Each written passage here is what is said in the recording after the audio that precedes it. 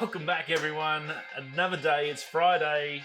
Another day, another vlog. Great to have you, whether you're from the podcast or wherever you are in the world. Fantastic to have you back. Great to see you all. And if you're listening, great for you to listen in. Do appreciate it. If you haven't already subscribed, consider that for us. It's free. I'm cheap. I'm very cheap. Hopefully, I provide a good service for that cheap charge. Awesome day for us today here in WA.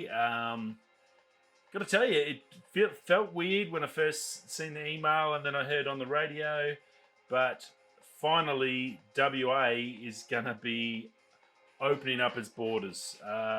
Just crazy. Australia's a big country.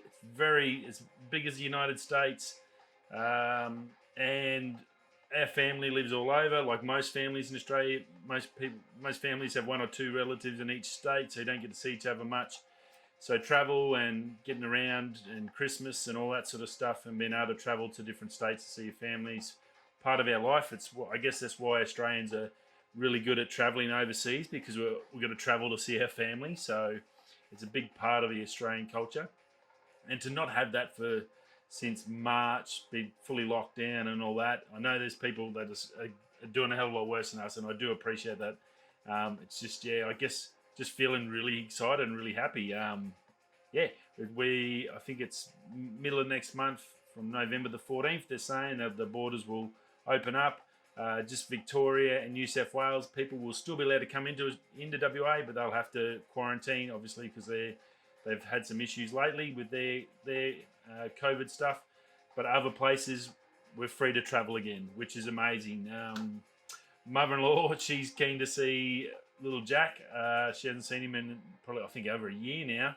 I haven't seen my dad in 2 years, so I'm definitely planning a trip to Darwin as soon as I possibly can to go and see my best buddy.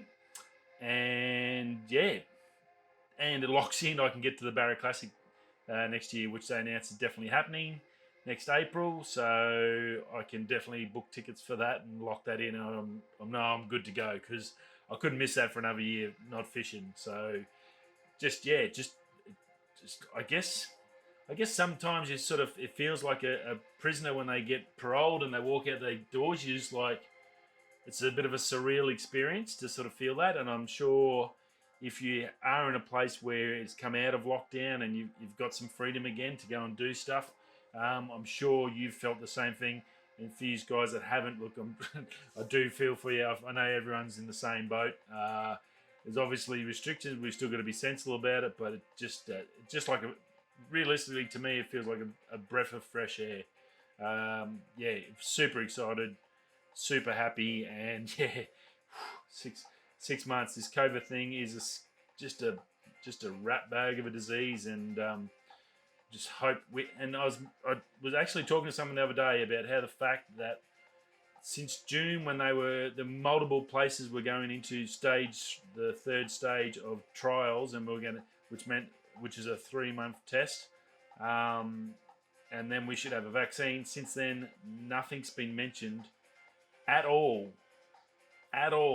on any news area about the vaccine situation. Nothing.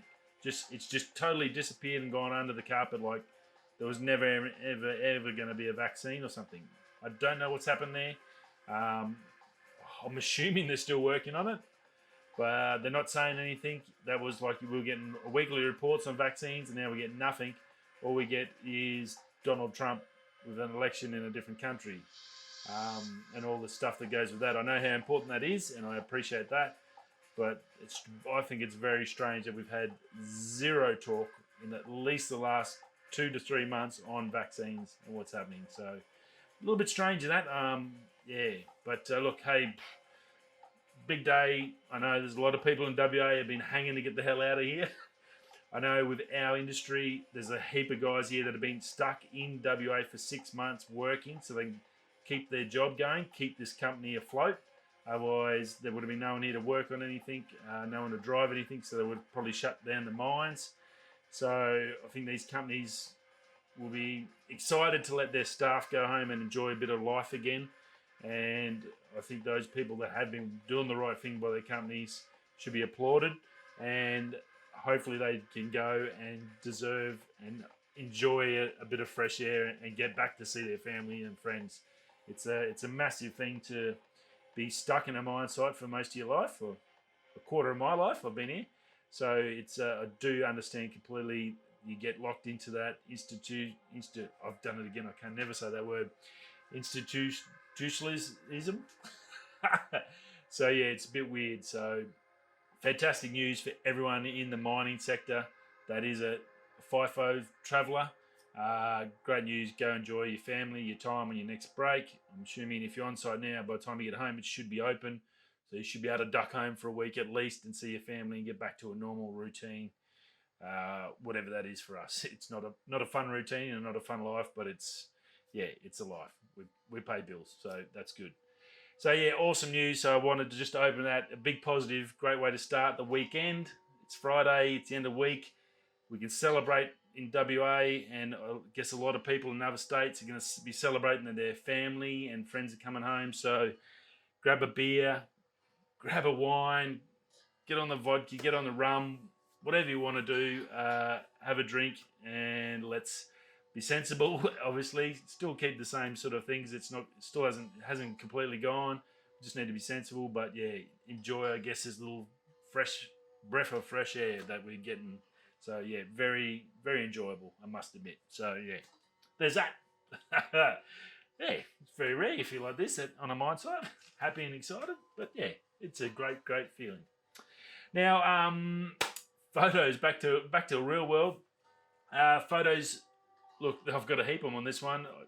You know me, sometimes I have trouble fitting them down. I had like 160 photos from this shoot out at Fremantle. And they're coming up really nice. Coming up really good. It's got a nice feel to it, and it's looking really good. I'm about probably 3/4 away through the photos, so there's not going to be a video tonight. My apologies. I'll get it out of the weekend. I'm going to do a long one tonight. Finish the photos, start the video. So I'm assuming hopefully tomorrow night I should be able to get it up, edit it, and dump it on. Whether I'll do a premiere, I'm not sure. They haven't really succeeded. I haven't had too many people on there. So I think I'll probably just, once I get this done, I'll just get it up and edited so you can watch it when you're available. So beautiful spot, beautiful part of Perth. Now that Perth's open up, if you're interested in a couple of places, go check out a few videos. Fremantle's one of the beautiful spots of Perth. You can definitely come over. If you're looking for something new, there's plenty of places to come to visit in WA if you want to get out of your state. Or come and visit friends and family here. There's some beautiful spots. Check out some of the videos. I've covered a fair bit around the Perth area that I can. I need a car to get further down, and now I can travel a bit. I can do some other stuff. So it's going to be, I'm pretty excited about that for the channel as well. We get a little bit more freedom to venture and catch some more stuff. So very, very cool in that. So photos looking good. Will be a video this week. I won't let you down. Obviously, Insta, I haven't put anything up in the last couple of days because I only had a few photos from the other one from that night shoot. So, and it was more about getting the one or two, which I did get. So yeah, it's all looking good at the moment. So it's been a good couple of days. I think it's good to have a bit of a social, I guess, break as well. Every once in a while, just have a fresh air. You're not constantly just pumping it into people. Give him a couple of days, then come out with something new, something fresh. Beautiful, he's back. But there is, yeah, cool, they're awesome, sweet. So, looking good there. Now, tech-wise, news-wise, not a real lot today. We've got a little bit from Canon, a little bit from Lexar, Apple, some little bit of stuff on Apple, some important info on Netflix. So, Canon, we talked yesterday about that 50mm 1.8, possibly coming out 2 weeks. Well, didn't take long. Canon rumors, very switched on crew there. They've already got photos of the new 50. It's a little tiny beast. You'd say it probably nearly almost looking like a pancake lens. Little 50mm f1.8, looks nice, tiny. It's going to be a good thing. They did bring out the diagrams of it and the EF lens. You had all the glass, same amount of glass elements as the EF. Obviously, a little bit more different tech, maybe different coatings and all that sort of stuff. And basically, the main difference is, from what I looked at, they had the schematics of the lens, was the EF lens the glass elements were sort of at the back of the lens. So you can imagine your lens. Let me have a look. Aha, 55 to 200. So yeah, in the EF, the glass elements were in the back of the lens here.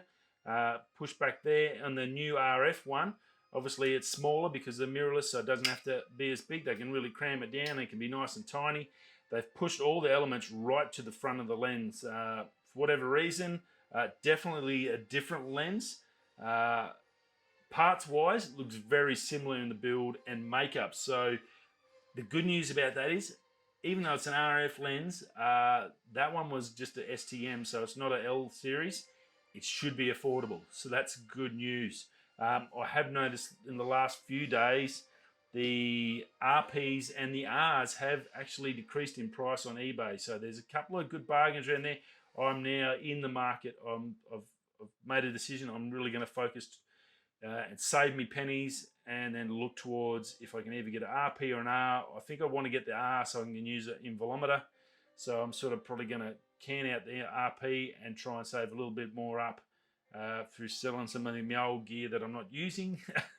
So just keep shuffling that gear around and see if I can get myself a nice R so I can use it in volumeter. So that full frame, full sensor for me Astro stuff. I think that's going to make a big difference for the nighttime stuff. That's a terrible English. My English is terrible sometimes. I think I just go a little bit too fast. But yeah, so the EF lens looked pretty good. I'm assuming now that we've got photos of pretty much the final product, it's probably only going to be days, maybe, or early next week we'll get a release from Canon. I don't know if it's going to be a big launch. I'd say it's more so going to be just basically a chuck a media release out, and we'll have all the details on that and prices up. So very, very cool. Lexar, storage, media, SSDs, all that sort of stuff. They've announced the new Silver series, the new 1066X micro SD card series. Goes up to 512 gigabytes for the micro SD. Now these have got increased speeds, obviously, with high quality drone footage. So your 4K, 6K, 8K now out on all your drones between your Mavic, Aurtels, Skydios and stuff. Or basically 4K is sort of norm now. Then you go on 6K for the Aurtels. And Mavic 3 is coming out next year. I'm assuming that's going to be at least 6K to 8K minimum. It's going to have to keep up with Aurtel. So everything sort of that. Your phones, your Samsungs and that have the external expandable storage and stuff like that. These cards are built for that speed. So 160 megabytes a second read and 120 megabytes write speed. It's 4K video, and it's basically, they're built for high-speed cards, so they're capable of handling anything you throw at them. You do get a lot of cards that do cut out after a while, so yeah, be aware of that.